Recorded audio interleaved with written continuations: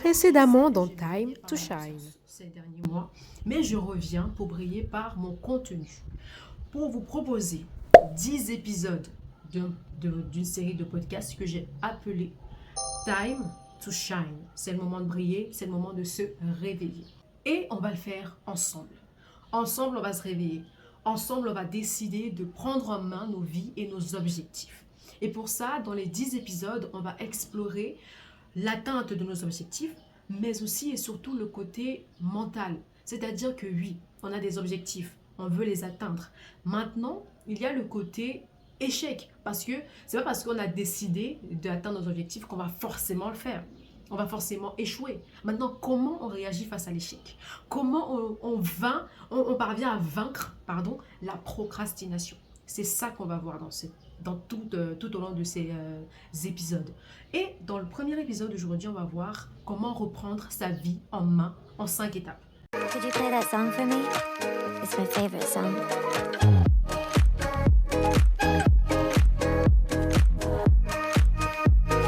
Artlist.io. Ce n'est pas parce qu'on a un objectif qu'on va forcément réussir, du moins pas du premier coup. Parce que si on regarde bien, les personnes qui ont réussi à se faire un nom, des personnes qui ont réussi à construire des empires, des personnes qui ont réussi à faire de grandes choses, quand on ne s'attarde pas seulement sur ce qu'ils ont réussi à faire, mais on essaye de regarder dans le processus du comment ils sont parvenus à faire ce qu'ils ont fait, on se rend compte qu'il y a beaucoup d'échecs. Mais leur force a été de ne pas abandonner. Bienvenue dans l'épisode 2 de Time to Shine, le podcast qui t'aide à te réveiller et à briller ainsi qu'à atteindre tes objectifs. Aujourd'hui, on va parler de comment sortir d'une période difficile et rebondir. Alors, c'est en 3 phases: acceptation, connexion et planification. La première phase, celle de l'acceptation, consiste tout simplement à, comme son nom l'indique, accepter la situation. Et pour accepter nos échecs, je pense qu'il y a 3 petits mots qu'il faut se dire. C'est OK. C'est OK si tu n'as pas réussi à ton examen et tu vas devoir reprendre la classe cette année. C'est OK si ta relation amoureuse s'est terminée et pas par un mariage comme tu l'espérais. C'est OK si au travail tu as parfois des difficultés. Ou même si tu t'es fait renvoyer. C'est OK si tu n'as pas réussi à accomplir ton projet comme tu l'espérais. C'est OK si tu es tombé. Mais ce qui n'est pas OK, c'est de rester sur le sol. Je ne sais pas si vous voyez ce que je veux dire. C'est que parfois dans la vie, on a du mal. Parfois, on réagit de manière négative et excessive parce que on amplifie parfois les échecs. Pour moi, l'échec, c'est juste un obstacle. L'échec, ce n'est pas la fin. C'est pas parce que tu n'as pas réussi maintenant que rien ne garantit que tu ne réussiras pas plus tard. Et c'est ça dans l'acceptation. C'est de comprendre que, ok, j'ai échoué, mais ce n'est pas grave. Parce que ce n'est vraiment pas grave. Je sais que c'est compliqué de dire ça et qu'il y a beaucoup de personnes qui ne vont pas comprendre ni accepter ce que je dis. Mais c'est juste que parfois, on a des situations dans la vie où tu te dis, le mieux, c'est de relativiser. On doit apprendre à relativiser. On doit apprendre à, prendre des choses avec des pincettes. Vous savez, quand on dit vanité, des vanités, tout est vanité, c'est réel. C'est-à-dire que même si aujourd'hui on a perdu des petites choses, ce n'est pas pour autant qu'on doit, par exemple, pour commettre l'irréparable pour certains.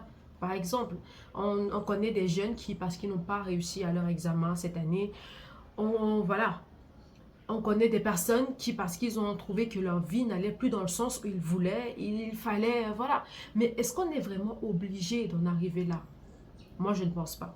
C'est pour ça que dans la première phase, pour pouvoir rebondir, il faut d'abord accepter l'échec. Accepter que je n'ai pas réussi et relativiser et se dire ce n'est pas grave. Maintenant, pour nous aider à nous dire que ce n'est pas grave, on a besoin de nous connecter. Et c'est là la deuxième phase, la connexion. La connexion avec les autres et la connexion avec nous-mêmes. Dans cette phase, ce qu'on va faire, c'est tout simplement aller vers des personnes qui comptent pour nous et des personnes pour qui on compte. Des personnes qui seront capables de nous apporter une oreille. Des personnes qui seront capables de de poser en fait une main sur notre épaule et de nous écouter sans nous juger. Des personnes qui seront capables d'être, comment dire, des piliers, qui sont capables de nous donner assez d'amour pour qu'on comprenne en fait que ce n'est pas la fin de tout. Aller vers des personnes bienveillantes, des personnes compréhensives, genre, des personnes en fait de notre entourage, des personnes en fait qui ne seront pas là pour pointer du doigt notre échec et qui ne seront pas là pour nous enfoncer, mais qui seront plutôt là pour nous aider à nous relever, qui seront là pour nous faire rire, qui seront là pour, je ne sais pas, des personnes qui parfois raconteront des blagues qui ne sont même pas drôles, mais pour nous aider à comprendre en fait que oui, c'est pas ce qu'il faut, c'est pas dans le meilleur état maintenant, mais c'est que maintenant quoi. Demain tu vas te lever, demain tu vas te réveiller. Où est-ce que je veux dire ou pas? Donc c'est important d'être connecté avec les autres, avec les bonnes personnes, des personnes qui ont des énergies positives, des personnes qui pourront nous pousser vers le haut juste en étant là, juste en nous accordant assez d'attention et d'amour pour que nous puissions vraiment nous sentir, voilà, sentir que ce n'est pas la fin du monde parce que ce n'est pas la fin du monde.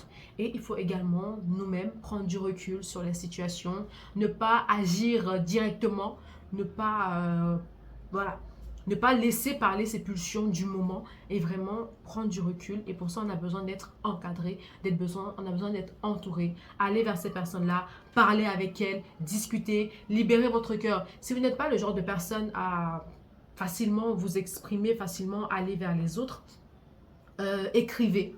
Par exemple, sur du papier, ce que vous ressentez, vous allez voir qu'à un moment donné, vous allez vous sentir vraiment, vraiment, vraiment beaucoup mieux.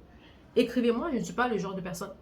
En fait, ce que je vais dire, c'est que c'est un peu drôle, mais je suis là en train de parler et tout, mais je ne suis pas vraiment le genre de personne qui parle beaucoup aux autres. Je ne suis pas le genre de personne qui va beaucoup vers les autres pour pouvoir discuter et tout.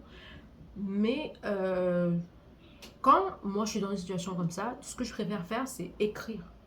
Tout simplement, je tiens un petit journal. En fait, je tiens des cahiers. J'ai toujours des petits cahiers comme ça. Vraiment des petits cahiers.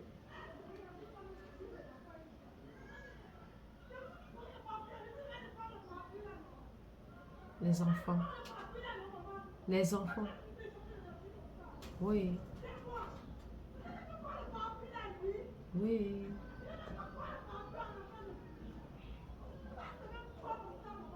Moi, j'ai toujours des carnets comme ça, dans lesquels j'écris.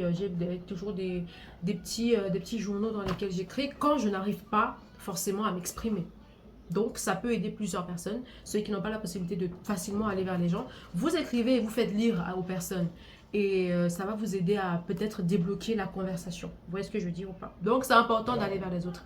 Surtout pas se mettre à l'écart. Surtout pas. Surtout pas se mettre seul ou bien. Parce que si vous vous mettez seul ou vous mettez à l'écart, les idées noires vont prendre le dessus et après, on sait ce qui arrive. Voilà. Et la troisième phase, c'est la phase de la planification. C'est la phase du réveil. Maintenant qu'on a pris conscience, maintenant qu'on a pris du recul, qu'on a accepté la situation, on essaye maintenant de planifier le futur. Moi, j'aime souvent à dire, j'aime beaucoup cette citation qui dit, on ne peut pas changer le passé, mais on peut améliorer notre futur. Et c'est réel. C'est-à-dire que, oui, tu ne peux pas revenir en arrière sur l'échec que tu as eu, mais tu peux prendre la décision de ne pas avoir un second échec. Tu prends la décision de ne pas, de pouvoir améliorer. Par exemple, cette année, si tu reprends une classe, je te souhaite beaucoup de courage, beaucoup de force, mais tu peux prendre la décision cette année de te mettre vraiment à fond, de voir ce qui a marché, ce qui n'a pas marché et de repartir. Mais là, cette fois-ci, quand tu repars, c'est avec un esprit de résilience. Et forcément, tu mettras beaucoup plus d'efforts. Et je ne vois pas pourquoi, si tu mets beaucoup plus d'efforts, je ne vois pas pourquoi, si tu es vraiment déterminé et si tu travailles, tu ne vas pas réussir. Pareil pour ceux qui ont eu des ruptures compliquées. Peut-être vous n'allez pas revenir avec la personne avec qui vous étiez, et c'est ok. Mais dites-vous que dans les prochaines relations qui viennent, vous devez peut-être faire la part des choses. Peut-être vous n'avez pas été assez à l'écoute. Peut-être vous n'avez pas, je ne sais pas trop moi, peut-être vous n'avez pas été assez patient. Peut-être vous n'avez pas été assez compréhensible, ou bien peut-être, voilà quoi. Peu importe les causes de la relation, du moins de ce que vous avez fait en tant que... En fait, dans votre rétrospective, à vous, dans votre... Oh putain, non. Dans votre introspection, merci, c'est sorti, à vous, qu'est-ce que, voilà, qu'est-ce que vous avez retenu que vous n'avez sûrement peut-être pas fait ou bien peut-être vous avez trop fait. Et dites-vous, tout simplement, vous allez corriger ça dans les relations à venir. Pareil pour le travail, tout simplement. Est-ce que j'ai parlé au mauvais collègue? Est-ce que je me suis confiée au mauvais collègue? Est-ce que je n'aurais pas dû parler de mon projet avant la réalisation à telle ou telle personne? Est-ce que... Bref, maintenant, quand on a accepté, on se remet en question et on essaye de voir ce qui n'a pas marché. Et on rectifie tout simplement le tir pour la prochaine fois. Et la prochaine fois, ça va marcher.